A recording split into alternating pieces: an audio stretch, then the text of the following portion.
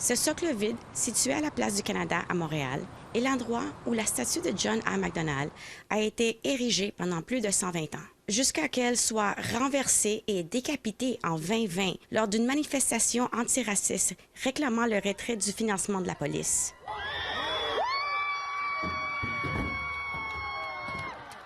La Ville de Montréal a enfin annoncé l'avenir du monument.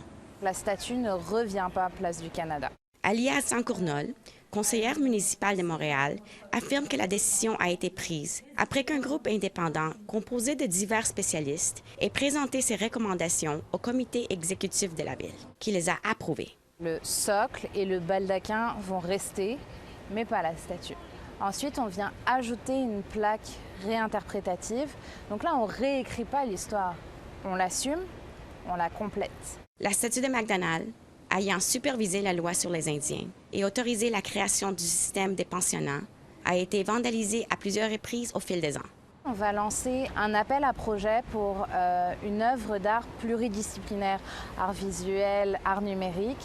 Et là, vraiment, on appelle les artistes autochtones à postuler à cet appel à projet. Mais certaines personnes ne sont pas d'accord avec la décision. Chantal Rossi, leader de l'opposition officielle, a dit dans une déclaration écrite que la Ville devrait se doter de directives claires pour déterminer quelles statues doivent être préservées, transformées en lieu de mémoire, envoyées dans un musée ou disparaître en cas de nouveaux actes de vandalisme.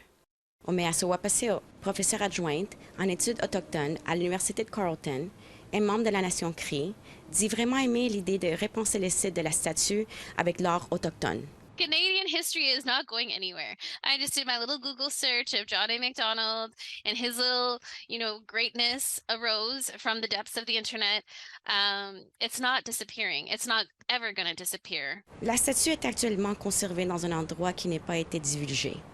La Ville de Montréal est également en discussion avec différentes institutions pour décider de l'emplacement du monument. Marie-Céla Amador, Nouvelle nationale d'APTN, Montréal.